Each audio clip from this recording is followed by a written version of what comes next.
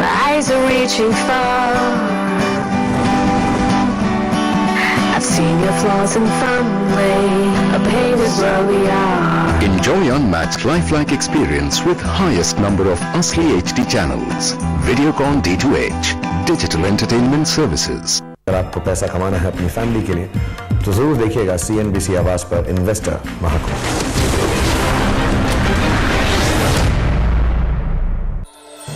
Presented by National Stock Exchange. सोचकर समझकर invest कर। Co-presented by Trustline.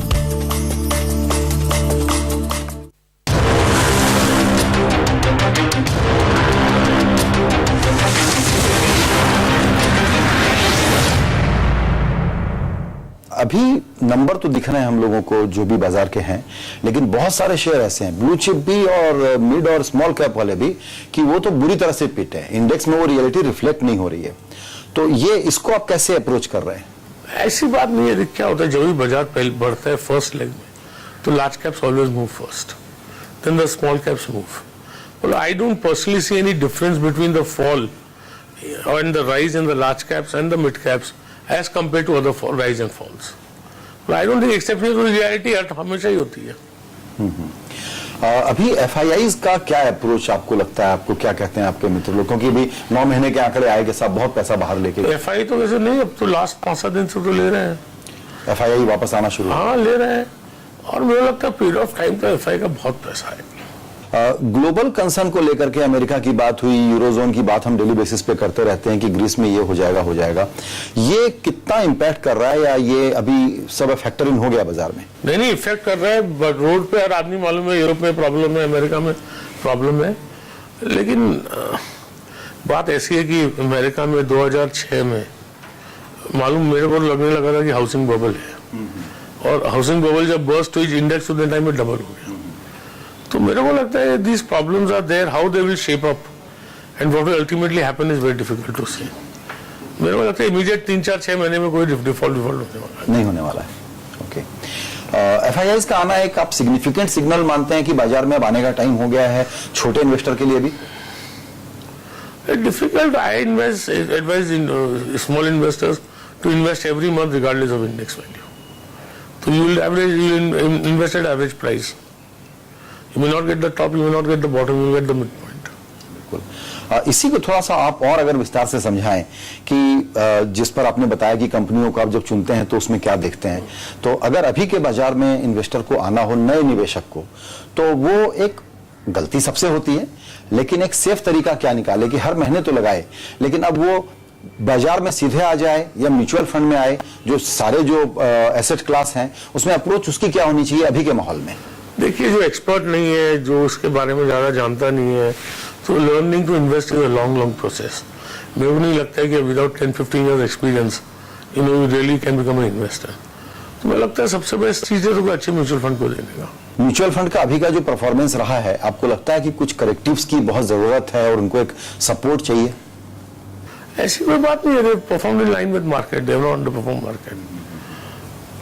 अभी एक चर्चा हमने सुनी है कि STT हट जाए तो मार्केट को शायद बूस्ट मिलेगा। आपको लगता है ये सिग्निफिकेंट फैक्टर होगा? STT पर क्या सोचते हैं? हाँ, सिग्निफिकेंट फैक्टर है। STT घटेगी तो ट्रेडिंग वॉल्यूम बढ़ेंगे, आर्बिट्राज बढ़ेगा। एक बात आपने पहले कही थी, मैंने कहीं पढ़ा कि स्मॉल सेविंग इतनी ज्यादा है, अपने हाउस होल्ड सेविंग इतनी ज्यादा है, लेकिन शेयर बाजार में अंडर एक्सपोजर है इस सेविंग का। इसको कैसे दूर किया जाए?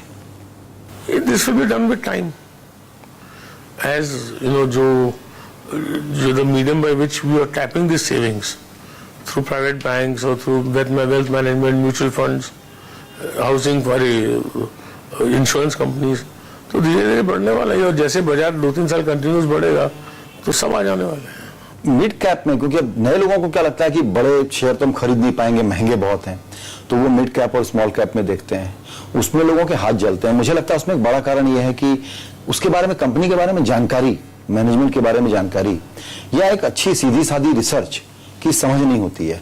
ये कैसे कोई इसको ऑब्टेन करने की कोशिश करे? इसलिए म्यूचुअल फंड है ना, mutual fund are able to research companies, and एक इंडिविजुअल इन्वेस्टर के लिए पूरा सब रिसर्च करना इज नॉट इजी जॉब।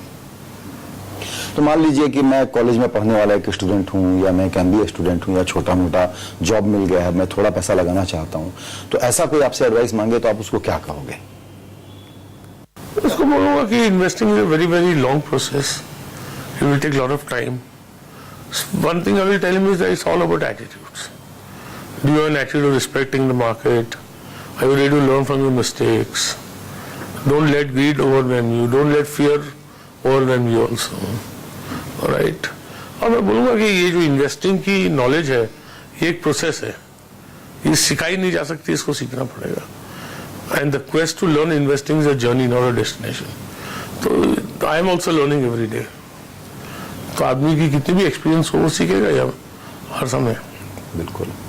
तो अभी के माहौल पर एक बार फिर से लौटते हैं, क्योंकि आप किस तरीके से अभी का माहौल असेस करते हैं, ये एक सिग्निफिकेंट लर्निंग आप हमारे लोगों के साथ शेयर कर सकते हैं. असेस यही है कि अनसर्टेनिटी है. अच्छा. और इस बाजार को और डीपर और स्टेबल बनाने के लिए पॉलिसी के लेवल पे, रेगुलेशन और फ्रेमवर्क के लेवल पे, कुछ नया तरीका इंट्रोड्यूस करने के लेवल पे बड़ी चीज क्या कर सकते हैं? मेरे को लगता है अपने FIs का कॉन्सेप्ट ही खत्म कर देना चाहिए. मेरे को लगता है जो भी अंग्रेजी आदमी है बैंक से KYC करा के उसको रुपये लगाने तो अपने को क्या प्रॉब्लम है. I think that will allow lot of more foreign money to come. और दूसरी चीज अपने वो क्या इन्होंने जो कमीशन निकाल दिया म्यूचुअल फंड्स का, I think we should not make it what it originally was, but since it has hurt mutual fund collection so hard, we must try and find a midway. आपने जो FII का कहा, आपका कहना है कि पैसा आने दीजिए, अगर बैंकों की KYC हो गई है तो वो कहां से आई, कैसे आई, उसके काले सफेद का काले सफेद का क्या फर्क. बैंक का KYC कर दो. समझो मैं एक अंग्रेजी हूँ, मैं बैंक के पास जाऊंगा, सिटी बैंक के पास, दे नो माई KYC. तो आज तो इंस्टीट्यूशन इन्वेस्ट कर सकते हैं ना. Why a foreigner can't invest? तो I am saying allow any foreigner to invest except maybe citizen of enemy states. फिर बैंक के पास KYC अपने को इन्वेस्ट के बारे में मालूम करना है तो सब कुछ मालूम हो सकता है. जितने एसेट क्लास हैं उसमें आप ये कहेंगे कि इक्विटी सबसे अच्छी चीज है? देख संजय, सबको जिसमें उसने कमाया वो अच्छा लगता है. एंड मेरे को नॉन इक्विटी में कुछ करने के लिए I don't have the organisation, I don't want the headaches. तो हमको तो मेरे को लगता है इक्विटी 18 से 24% टैक्स फ्री रिटर्न देगी in the next 7-8 years. But you have to wait for the patience. कोई साल में नेक्स्ट 3 years 12% हो जाएगा शायद, उसके बाद नेक्स्ट 3 years 36% हो जाए. तो मेरा लगता है I am satisfied with that kind of return.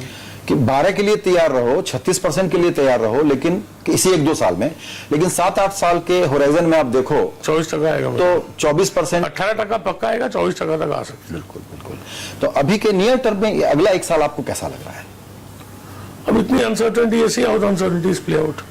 You can't say anything without decisiveness. मेरा लगता है नीचे में 4700 4700 अगर नहीं घटेगा, ऊपर में 5700 5750 के इजीली बढ़ेगा नहीं. ये रेंज है मेरे को लगता है. राकेश जी, महाकुंभ में हमारे जो नए दर्शक देख रहे हैं प्रोग्राम, जो डे टू डे ट्रेडिंग का तो हम करते ही रहते हैं रोज रोज, उनको आप जाते जाते अपना आखिरी मैसेज क्या देंगे? Believe in India, be patient, God bless, make money and be disciplined. Be disciplined. Rakesh ji, आपको बहुत बहुत धन्यवाद. Thank you.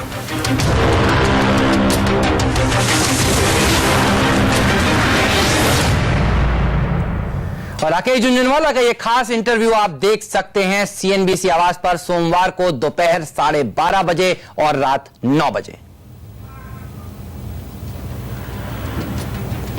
और अब वक्त हो गया है इन्वेस्टर महाकुंभ में तीसरे घंटे के जो निवेशकों से हमने सवाल पूछा था उसके विजेता का नाम ऐलान करने का. आपको बता दें कि नांदेड़ से सही जवाब हमें भेजा है शेख गुलाम जी ने, और बहुत बहुत बधाई आपको इस सही जवाब को देने के लिए, और आप बनते हैं हमारे इस घंटे के विजेता. और अब हम आपको ये भी बता दें कि नया सवाल जो है वो कौन सा है, वो हम आपसे क्या पूछने वाले हैं.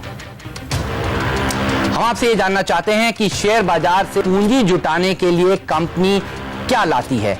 हमारा पहला ऑप्शन है A BPO, B PCO और C IPO. जवाब भेजने का तरीका बेहद सरल है. मोबाइल फोन में जाइए और आप अपने मैसेज बॉक्स के ऑप्शन में जाकर लिख सकते हैं IMK लिखकर 4 लिखिए, उसके बाद आप भेजिए. अगर आपको लगता है सही जवाब A है तो A टाइप करें, या फिर B टाइप करें, या फिर C टाइप करें, और ये जवाब आप हमें तुरंत भेज दें 51818 पर.